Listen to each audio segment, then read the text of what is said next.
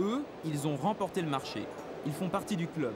Ces fournisseurs ont accepté les conditions de Renault et ce jour-là, 2 ans avant la sortie officielle de la voiture, ils ont eu enfin le droit de voir à quoi ressemble la Twingo.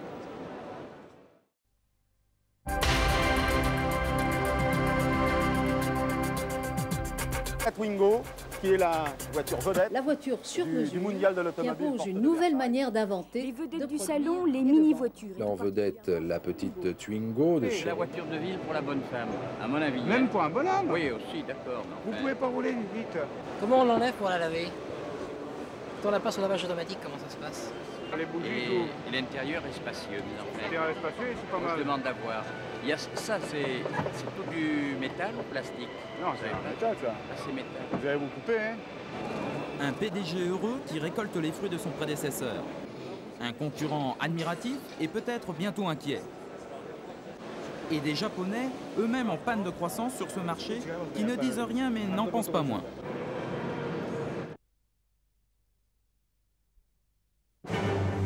Aujourd'hui, toutes les minutes, une Twingo sort des chaînes de flin. Et ça ne suffit pas. Les carnets de commandes sont pleins et on fait la queue chez les concessionnaires pour être servi, 1 mois et demi d'attente. Succès oblige, après le mondial, Renault avait même instauré un système de réservation, comme pour les Ferrari. Révolution dans l'automobile actuelle, Renault sort sa Twingo en une seule version. Un seul moteur, un seul niveau d'équipement. On ne vous laisse que le choix de la couleur, le tout à 55 000 francs à prendre ou à laisser. Une réussite industrielle que personne n'aurait osé imaginer il y a 6 ans. Personne sauf Jacques Chénis, un homme de l'ombre. Ancien pilote de rallye, il est aujourd'hui directeur du produit. Son boulot, inventer la voiture du futur.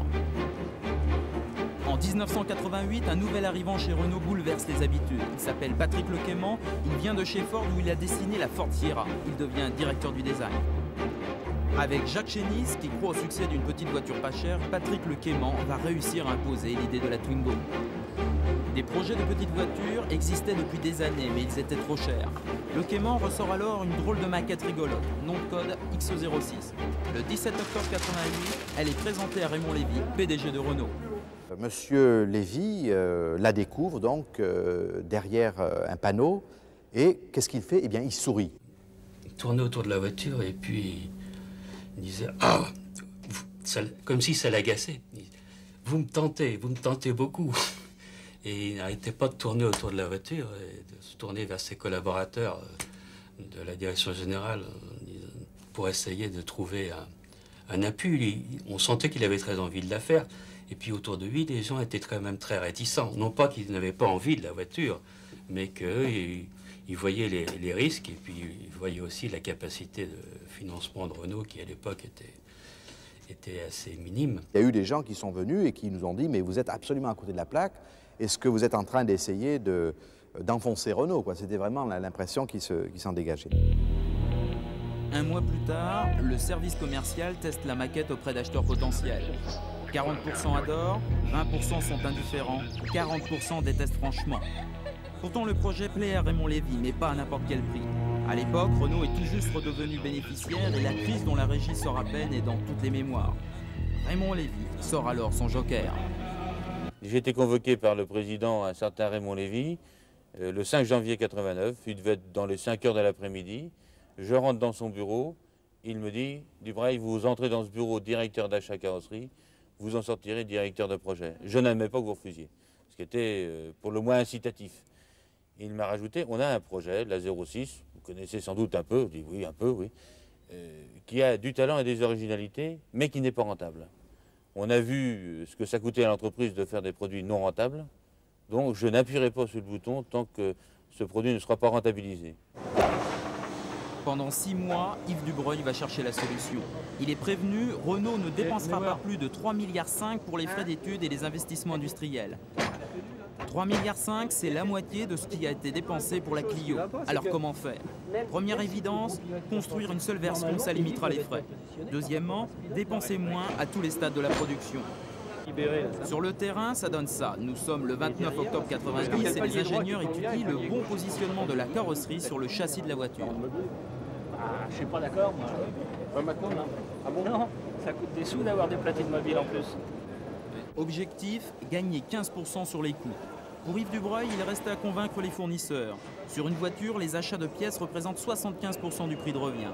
Là aussi, on a changé de méthode.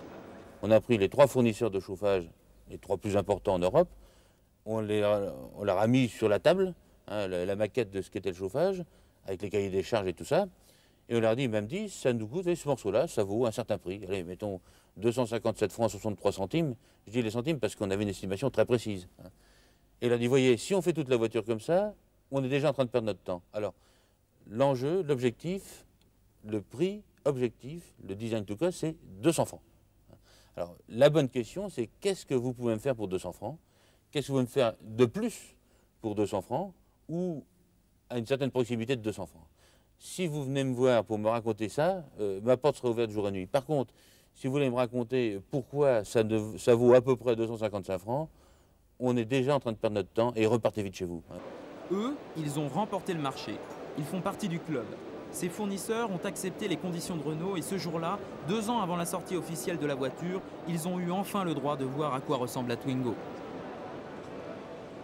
Jean-Claude Frilou fabrique le câblage. Pour remplir les conditions de prix, il a fallu qu'il innove. Remplacer un assemblage de 10 éléments par un câblage beaucoup plus simple. Ben voilà ce que c'est que le câblage de la Twingo. Hein. Ce câblage-là, vous le voyez, la Twingo, en fait, c'est deux faisceaux. D'habitude, sur les voitures, on a environ une dizaine de faisceaux. 10 éléments, ça veut dire 10 fois la connexion entre chaque câblage, parce que tous les câblages sont reliés ensemble. Et chaque connexion coûte un certain prix, qui est d'environ l'ordre d'une dizaine de francs. Donc vous comprenez bien que simplement de supprimer 10 fois 10 francs, ça fait 100 francs. C'est tout simple. Tout simple, mais il est parfois difficile de changer les habitudes du constructeur, qui lui ne sait monter les câblages qu'en 10 morceaux. Il y a eu beaucoup de réticences chez Renault. Les gens du montage refusaient absolument de le faire. Mais le pari a été accepté parce que l'enjeu global était positif pour Renault. C'est-à-dire qu'éventuellement, même le surcoût qu'il peut y avoir légèrement sur le montage était largement compensé par l'économie qu'on faisait sur le câblage. La Twingo, c'est l'histoire d'une gigantesque chasse au gaspillage. Voici la chaîne de montage tôlerie, elle n'est pas entièrement automatisée, contrairement à celle de la Clio. Les ingénieurs n'avaient pas le choix. Concevoir de nouveaux robots spécifiques à la Twingo aurait coûté trop cher. Au bout du compte, la mise de fonds de la Twingo sera de 3,7 milliards et on peut espérer un prix public de 55 000 francs. La méthode Dubreuil a payé. Voilà, ça c'est l'ensemble, cric, manivelle, etc. de la Twingo. Voilà, hein, c'est la pièce là. Et bien cette pièce-là est beaucoup moins chère que les crics qu'on faisait au préalable. 30%, plus de 30%. 30% d'économie, rien que sur le cric. Rien que sur le cric.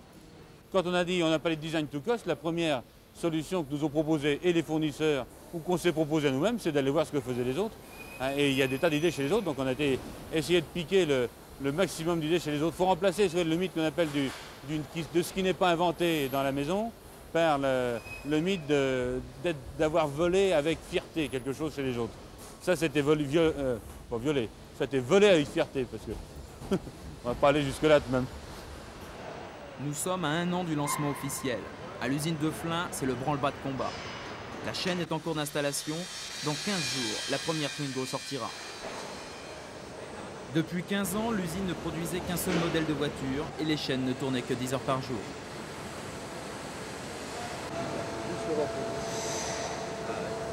Guy, y a pas un verrou qui fout la merde? C'est le verrou? Ouais. Ah bon, on va le rouvrir. Désormais, la Clio et la Twingo seront montées en parallèle, 24 heures sur 24. Bon. Une petite révolution pour de grandes économies. À Flins, la production de la Twingo a augmenté le plan de charge. Résultat, une 3e équipe a été créée. Si on voulait que ça coûte pas trop cher, il fallait s'implanter au plus près de la Clio. Et on n'avait que cette zone. Donc il fallait absolument que ça tienne dans cette surface. C'est très dense, c'est très serré. Hein, c'est très comparable à ce qu'on voit au Japon. On a fait une petite voiture dans un petit espace. Si on y arrive, on doit y arriver. Parce qu'on a tout mis les machines maintenant. Qu'est-ce que ça change pour vous? Bah, tout est resserré, ça se voit, les robots ils sont étriqués de partout. Un problème d'accessibilité un peu partout, quoi. Des problèmes d'accessibilité. Ouais. On a mis des passerelles pour pouvoir dégager de la place au sol. Ça vous change? Les passerelles on en avait déjà. Mais plus ça va, plus ça se réduit. Les mètres carrés sont chers.